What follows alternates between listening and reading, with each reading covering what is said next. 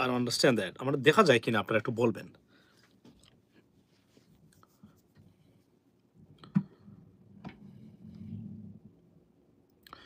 আসসালামু আলাইকুম, good morning or good afternoon বাংলাদেশের যারা যেখানে আছেন। লাইভে আমন্ত্রণ জানাই আপনাদেরকে। আজকে দিনে আসলে পারি নাই ব্যস্ততার কারণে। এখন চিন্তা করলাম যে let's talk about something very serious. Probably it could draw your attention, ladies and gentlemen. Welcome to this live. I know it's very on time, but whoever there, you can watch it. আজকের বাংলাদেশের অনেকগুলো বিষয় আসছে। এর মধ্যে সবচেয়ে important যে বিষয়টা আমার কাছে এই মুহূর্তে মনে হয়েছে যে গুরুত্বপূর্ণ, যে বিষয়গুলো নিয়ে অনেক সময় পজিটিভ নেগেটিভ নিউজ এক ধরনের সার্কুলেটিং হচ্ছে সোশ্যাল মিডিয়াতে, সেটা হলো যে সাবেক সেনাপ্রধান জেনারেল ইকবাল করিম ভুইয়া বলেছেন আগামী 1 থেকে 2 বছরে বলছেন বাংলাদেশে কোনো নির্বাচন হবে না, মানে এই সরকার নির্বাচন দিবে না। এই বিষয়টা আসলে এই মুহূর্তে সবচেয়ে গুরুত্বপূর্ণ এবং এটা নিয়ে আলোচনা হচ্ছে প্রত্যেকটা জায়গাতে। আমি এই জিনিসটা নিয়ে কথা বলতে চেয়েছিলাম, পারি নাই সময়ের স্বল্পতার কারণে। আমি পড়ে শোনাই উনি কি বলেছেন। উনি বলেছেন অন্তর্বর্তী সরকার আরো 1 থেকে 2 বছর ক্ষমতায় থাকবে। উনি বলেন নাই মে স্টে, উনি বলছেন থাকবে। অর্থাৎ উনি মোটামুটি এক ধরনের সার্টেইন বা কনফার্ম করে দিয়েছেন যে এই সরকার আরো 2 বছর এখানে ক্ষমতায় থাকবে। প্রশ্ন হলো যে উনাকে কি অন্তর্বর্তী সরকার, যেখানে তারা বলছেন they are taking preparation for the election, and right now উনি বলছেন যে নির্বাচন হবে না এবং এই সরকার আরো 1 থেকে 2 বছর ক্ষমতায় থাকবে। দেখুন, যেখানে 4 মাস আছে বলতে গেলে, if I exclude October, then November, December, January and February. So look like 3 months we have in our hands, I mean for election. এই সময় এসে উনি বলছেন যে নির্বাচন এখন হবে না এবং এটা আরো 1 থেকে 2 বছর এই সরকার ক্ষমতায় থাকবে। This is very fascinating news, ladies and gentleman. Masum ভাই, আপনি বলছেন কি? আমার মনে হয় নির্বাচন দিয়ে দেওয়াটাই উচিত। নির্বাচন দিয়ে দেওয়াটাই উচিত unless we have a national unity government, জাতীয় সরকার। জাতীয় ঐক্যের সরকার যদি না হয়, তাহলে এই সরকার ক্ষমতা থাকলে আমাদের জন্য বিপজ্জনক হবে। কেননা বিপজ্জনক এই কারণে হবে যে বর্তমান যে সেটআপ আছে, এই সেটআপ দিয়ে যে আগ্রাসন চলবে আগামীতে, আওয়ামী লীগের এবং ভারতীয় আগ্রাসন, এটা মোকাবেলা করতে পারবে না, যেহেতু দলগুলোর ভিতরে ঐক্য নাই। মনে রাখবেন, এখন পর্যন্ত পাবলিকের সেন্টিমেন্ট আওয়ামী লীগ এবং ভারতীয় আগ্রাসনের বিরুদ্ধে ইউনিটি আছে মনে মনে, যদিও সরকারের বিরুদ্ধে অনেক নাকুশ আছে। এখন বলে নাকি এই সরকার কোনো কোনো দুর্বৃত্ত সরকার না। সরকার ফেল করতে পারে, মনে রাখবেন, কিন্তু দুর্বৃত্ত না এরা আওয়ামী লীগের মতো। এদের আমলে একটা খুন হয় নাই, গুম হয় নাই, তাদের পুলিশের মানে তাদের মাধ্যমে, অর্থাৎ যেভাবে আওয়ামী লীগের সময় হতো। বাট অন্যান্য বিষয়গুলো এগুলো ঠিক আছে। তো এটা এবং অনেক ভালো ভালো কাজ হয়েছে, যদিও আমরা এই কাজগুলো নিয়ে কথাই বলছি না। আমরা এখন মানে খুব অন্য লেভেলে আমরা চলে গেছি, আমাদের দোষ আছে। তবে এতটুকু হলো বাস্তবতা। এখন প্রশ্ন হলো, যদি টোটাল উপদেষ্টা পরিষদ চেঞ্জ করে নতুন ইউনিটি গভর্নমেন্ট তৈরি করতে পারেন, তাহলে আপনারা থাকতে পারবেন। আর না হলে এই সরকার থাকলে সরকার সামাল দিতে পারবেন আগামীতে। কেননা রাজনৈতিক দলগুলোর তখন সাপোর্টস থাকবে না। Without this supports, government can not stay and can not execute their daily duties or whatever they want to do.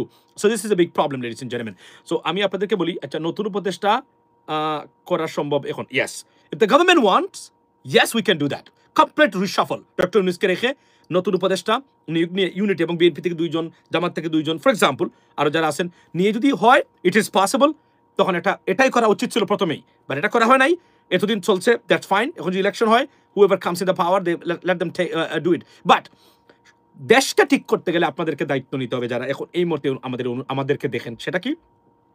সেটা হলো, ধরেন যদি ভালো মানুষ, সত্যিকার অর্থে ভালো মানুষ না আনতে পারেন, খালি মার্কা দেখে আর দল দেখে ভোট দেন, আপনাদের কোনো পরিবর্তন হবে না। মনে নাই আমাদের হবিগঞ্জের 34 জন মানে নতুন প্রজন্মের লোক মারা গেছে কিছুদিন আগে ইটালি যাওয়ার ভূমধ্য সাগরে।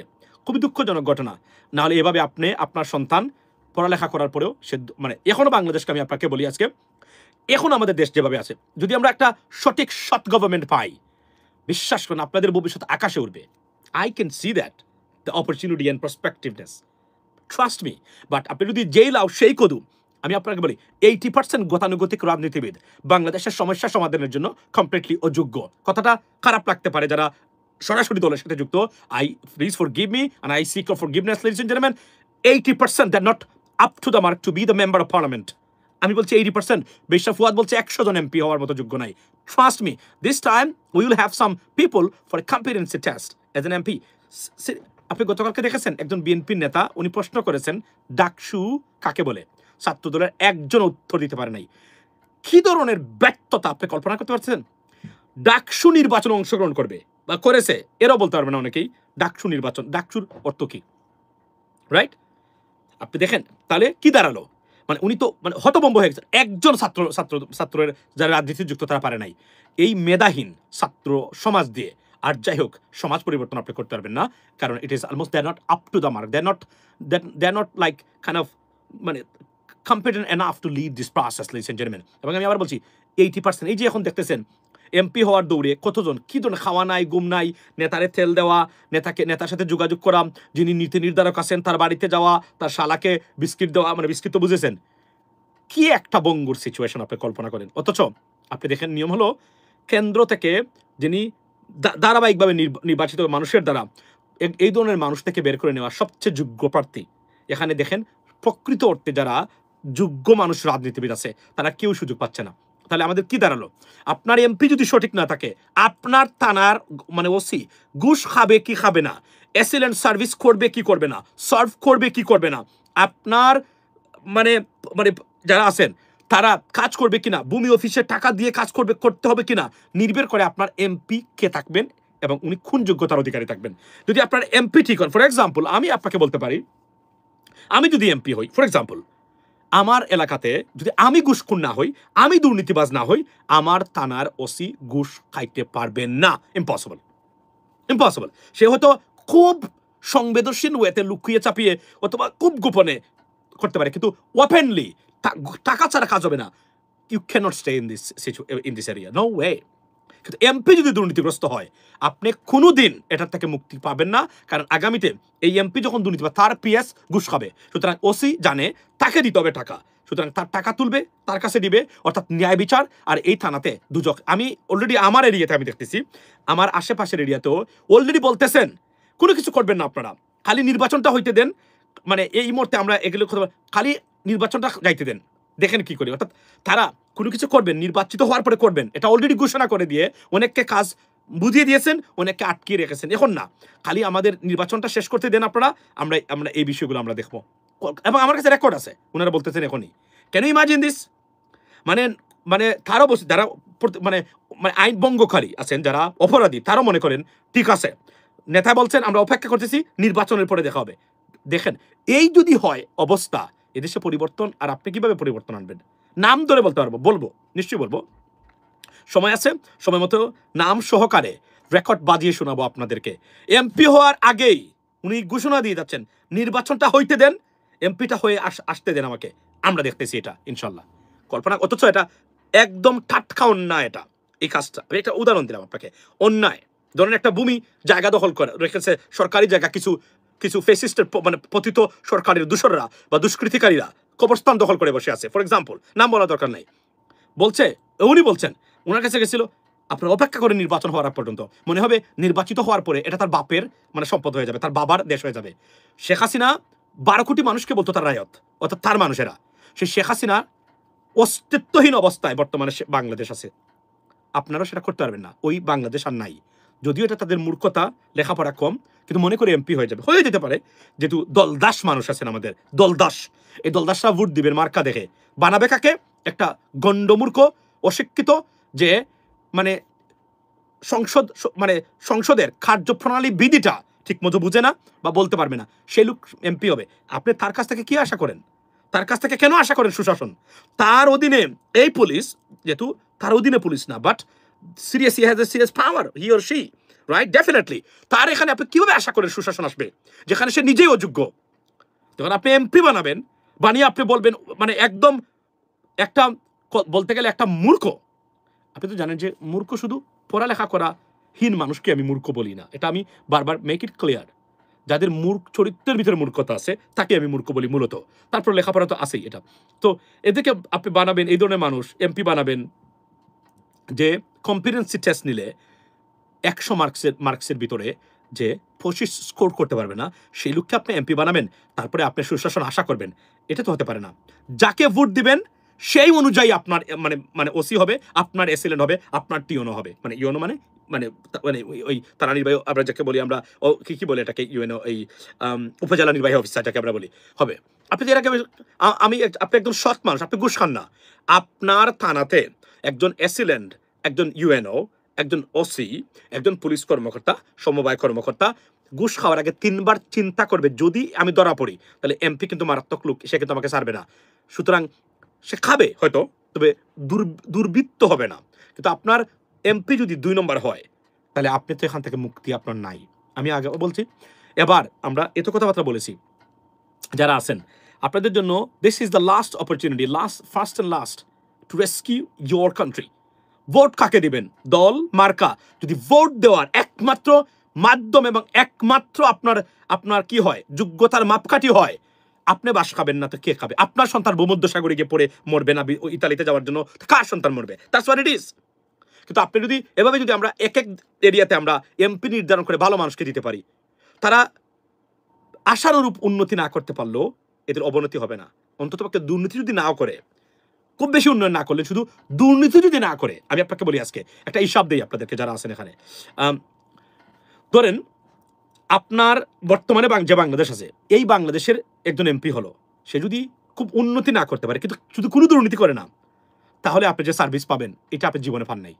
আর যদি সে কাজ করে অন টপ অফ ইট, অর্থাৎ দুর্নীতি বন্ধের পাশাপাশি যদি উন্নয়নে মনোযোগ দেয়, ধরেন তার এত লক্ষ কোটি কোটি টাকা তার মানে সরকার থেকে মানে বাজেট বা বরাদ্দ আসে, এই টাকাগুলো কোথায় করে, এটা অ্যাকাউন্টেবিলিটি কোথায়, অডিট কোথায়, কোথায় খরচ করে, কার কাছে দেয়, উই ডোন্ট নো।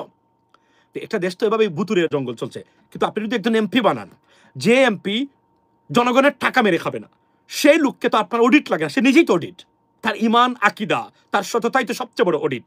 কিন্তু আপনি দিবেন অমুক নেতাকে, আর আইসা বলবেন যে আমার মানে ইওনো এবং পুলিশে গুচ্ছার আমি আমার টানাতে হয় না। আপনি জুতা পেটা খাওয়ার যোগ্য। Yes it is. আপনি you have no right to say that, because আপনি তো বানিয়েছেন চুর। চুরের অধীনে যারা থাকবে তারা চুর হবে না, কি তারা মানে মানে ভালো মানুষ হবে? কিভাবে আপনি ভাবতে পারেন? সো আগামীতে যারা এই মুহূর্তে ৫-৬০০ মানুষ যারা এই মুহূর্তে লাইনে আছেন, এই সময়ও guys wake up, wake up, tell everyone. সৎ মানুষ ইভেন আপনার দলের বিরুদ্ধে যায়, কিন্তু আপনি যদি দলখানা হন, দলান্ধ হন, আপনি এর চেয়ে ভালো রেজাল্ট আশা করতে পারবেন না। কেন? আমি আমার দলের মানুষ চাই, এজন্যই আমার মানুষ চাই। দলীয় একটা আইডিওলজি আছে, বা কিন্তু যোগ্য মানুষকে অযোগ্য মানুষকে আপনি ভোট দিতে পারেন না। এটা আপনার ইটস ইয়োর ফেইলিওর। আপনি যদি করেন আমার আইন চাই, সৎ মানুষের শাসন চাই, যদি এই স্লোগান তুলেন, আমি আবার বলি, এটা হয়তো একটা পার্টিকুলার দলের স্লোগান হয়ে যায়, but that's not the case. আমাদের সব দলের স্লোগান হওয়া উচিত ভালো লোকের সৎ লোকের শাসন চাই, সৎ লোককে এমপি বানাতে চাই। দ্যাটস অ্যাটলিস্ট এইটা মিনিমাল আপনাকে বলতে হবে এবং আপনাকে বিশ্বাস করতে হবে। You have to work accordingly. So let me go back to my point, ladies and gentleman. উনি কি বলেছেন? আচ্ছা, আমি পরে শোনাই আপনাদেরকে। উনি বলেছেন, সাবেক সেনাপ্রধান জেনারেল অবসরপ্রাপ্ত ইকবাল করিম ভুইয়া মনে করেন, বর্তমান অন্তর্বর্তীকালীন সরকার আরও ১ থেকে ২ বছর ক্ষমতা থাকবে, এরপর বিএনপি নির্বাচনের মাধ্যমে ক্ষমতা আসতে পারে বলে তিনি পূর্বাভাস দিয়েছেন। তবে বিএনপি পুরো মেয়াদ টিকিয়ে রাখতে পারবে কিনা তা নির্ভর করে ভারতের কৌশলগত অবস্থান, আওয়ামী লীগের পুনরুত্থান এবং সংগঠিত হওয়ার সক্ষমতার উপর। তার মতে, যদি বিএনপি নিজেদের বিরুদ্ধে পরিচালিত সহিংসতা বিরোধী আন্দোলন দমনে ব্যর্থ হয়, তাহলে আরও ১-১১-র মতো পরিস্থিতি সৃষ্টি হতে পারে। এই এই এই যে একটা প্রেডিকশন উনি দিয়েছেন, এই প্রেডিকশনটা উনি উনার মতো করে দিয়েছেন। তবে আমি মনে করি বিএনপি যদি ধরেন, এই কথাটা কিন্তু আমাদের বক্তব্য, উনার বক্তব্য না। বিএনপি ক্ষমতায় যাওয়ার পরে ভারতীয় আগ্রাসন এবং শেখ হাসিনাকে পুশিন করাটা, এটাকে কিভাবে মোকাবেলা করবে, এই ক্ষেত্রে এটা নির্ভর করে বিএনপির স্থায়িত্বের উপরে। কতদিন বিএনপি স্থায়ী হবে কিনা। এই ক্ষেত্রে সবচেয়ে বড় দরকার যেটা, এটা হচ্ছে একটা ন্যাশনাল গভর্নমেন্ট, জাতীয় সরকার। যদি তার কোনো সময় বলেছেন আমরা ক্ষমতায় গেলে এড়ে নিব, অর্থাৎ আমরা সবার সম্মিলিতভাবে একটা সরকার, এর বিকল্প যদি হয়, টাফ হবে বিএনপির জন্য এটা। কেননা স্ট্র্যাটেজি ঠিক থাকতে হবে, জানাশোনা মানুষ থাকতে হবে। বললাম না, এটা প্রসেসটা, কারণ যেই মাত্র নির্বাচন হবে, সাথে সাথে কিন্তু মানে Awami League they will try the best to push in Sheikh Hasina into Bangladesh. অর্থাৎ মানে শেখ হাসিনা না, আওয়ামী লীগকে পুশ করার চেষ্টা করবে। এটাকে ফিরিয়ে রাখতে গেলে জনগণের সমর্থন ছাড়া কোনো দল পারবে না। এই ক্ষেত্রে নির্ভর করে বিএনপির উপর বা মানুষের সক্ষমতা কতটুকু থাকবে। শুধু ২ থেকে ৩টা দল, জামায়াত, বিএনপি এবং এনসিপি, এই 3টা দল, আরো 2-একটা ইসলামী দল, তারা যদি ঐক্য থাকে, ইভেন দো তারা বিরোধী দলে, দেশ রক্ষায় ঐক্য থাকে, পৃথিবীর কোনো শক্তি আর বাংলাদেশে আওয়ামী লীগকে পুনর্বাসন করতে পারবে না, শেখ হাসিনাকে পুনর্বাসন করতে পারবে না। ওই অর্থে এবং ওই সময়ে যদি ওই ঐক্যটা থাকে। আজকে যা দেখলাম সিলেটে হলো একটু আগে, খুবই দুঃখ লাগছে। আমি স্লোগান দেখলাম যে একটা শিবির দরে কর। This is so pathetic, we don't want this kind of slogan anymore. It is very unfortunate এটা এক ধরনের ভারতীয় এবং আওয়ামী লীগের স্লোগান। আমরা চাই না ছাত্রদল এই কাজটা করুক কখনোই। কিন্তু খুবই দুর্ভাগ্যজনক। I know Chhatra Dal very angry right now because এখন নির্বাচিত 3-4টা মানে ছাত্র সংসদ নির্বাচনে they did very bad, so therefore they are very angry. But আপনি অ্যাংরি না হয়ে এই যে স্লোগানটা আজকে দিয়েছেন, এই স্লোগানটাতে কমসে কম 500 ভোট ওই এরিয়ার মানুষের আপনার কমেছে। কারণ মানুষ এগুলো শুনতে চায় না, এগুলো দেখতে চায় না, এই ধরনের কাজ মানুষ চায় না। মানুষ চায় আপনারা ধীরে স্থিরে জাতীয় নির্বাচন আর ছাত্র সংসদ নির্বাচনে বিএনপি রেজাল্ট একই হবে, এটা এত সহজে বলাটা উচিত হবে না। আমি মনে করি এখানে অনেক মানে স্ট্র্যাটেজি আছে। যদি স্ট্র্যাটেজি ঠিক থাকে তাহলে জাতীয় নির্বাচনে বিএনপি খুব ভালো করার সম্ভাবনা আছে। এখনো সময় আছে যদি ঘুরে দাঁড়াতে পারে। কিন্তু কাকে নমিনেশন দিচ্ছেন এই মানুষের উপর নির্ভর করবে। কিন্তু দল হিসাবে যদি এই কাজ করা হয়, এই কাজে এগুলা কোনোভাবেই ভালো ফল বয়ে আনবে না। এবং এই যে ছাত্র সংসদ নির্বাচন, এই নির্বাচনগুলোতে যে ফলগুলো আসেনি একটি মাত্র কারণ হচ্ছে এই ধরনের আচার আচরণের কারণে আসে নাই। এখান থেকে যদি শিক্ষা না নেওয়া হয় তাহলে এটা খুবই মানে দুর্ভাগ্যজনক বলে আমি মনে করি। আচ্ছা, সহমত। এখন কাউকে না করে অর্জন হতে পারে। বর্তমানে আগুন নিয়ে কিছু বলুন। আচ্ছা, আগুন নিয়ে বলেছি, এটা গতকালকে একজন বলেছেন যে আগুন আপনি যদি on the basis of the surrounding circumstances, on the basis of the political circumstances and above all Bangladeshi situation, from the perspective of Bangladeshi situation, আমি আপনাদেরকে বলি, আমি নির্দ্বিধায় বলতে পারি এটা নাশকতা। Why নাশকতা? 3 things that we determine that this could be an act of arsonist. For example, Saturday. Second thing হলো যে আমাদের রপ্তানি অর্থাৎ অর্থনৈতিক ইনস্টলেশন বা ইনফ্রাস্ট্রাকচার, এগুলা উপরে আঘাত কেন আসে? আগুন আর কোথাও লাগে না কেন?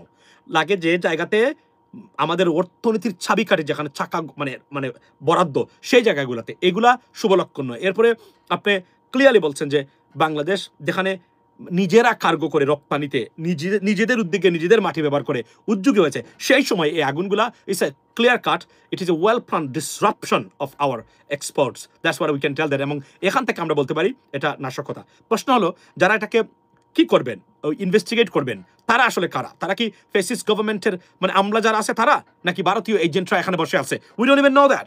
সো আমি মনে করি যে এই জায়গাতে যদি কোনো ভালো এবং সৎ এবং বিচার বিভাগীয় তদন্ত না হয়, আমরা এটা সত্য জানতে পারবো না এটা কারা লাগিয়েছে। কারণ ধামাচাপা দেওয়ার কাজ নাম্বার 1 কাজ করতে পারে বাংলাদেশের প্রশাসন এবং বাংলাদেশের আমলা যারা আছেন তারা। So this is the problem, the biggest problem. এটা আমি নির্দ্বিধায় বলতে পারি। বেসিস পৃথিবীর সব কিছু কিন্তু হয় the basis of common sense. On the basis of my common sense I can tell you that এইটা নির্দ্বিধায় বলতে পারে এটা নাশকতা। এটা কোনো ধরনের এটা আগুন নয়। আর যদি আগুন হয় তাহলে এক জায়গাতে আগুন লাগছে বিমানবন্দরের মতো এরিয়া, যেখানে ফায়ার সার্ভিস বা ফায়ার মানে সার্ভিসের ফায়ার ফাইটার্স আসতে, যেখানে 10 মাইল দূর থেকে আসা লাগে না। দে হ্যাভ মানে installation over there, they have their service I mean on the tarmac. তাহলে এখান থেকে আসতে এত সময় লাগার কথা না। যে কোনো একটা রুম পুড়ে যেতে পারে, এতটা রুম তো পুরার কথা না। এর মানে হচ্ছে they let it to happen and they did exactly. So নির্দ্বিধায় বলতে পারি আমি এটা it could be an inside job, could be a big sabotage, and এটা নির্দ্বিধায় বলতে পারি it is a sabotage. So আপনার ইতিহাস থেকে মানুষ শিক্ষা যে আবার ইতিহাস শিক্ষা নেয় আবার ইতিহাস চলা চলবে না। আচ্ছা, সমাজ জামাত ভুল সিদ্ধান্ত নেয় 2 দিনের খবর। আচ্ছা, আমি এতটুকু বলি যে আমরা চাই যে এটা ডেফিনেটলি এটা নাশকতা। এখন এটার উত্তর আমরা জানবো কিভাবে?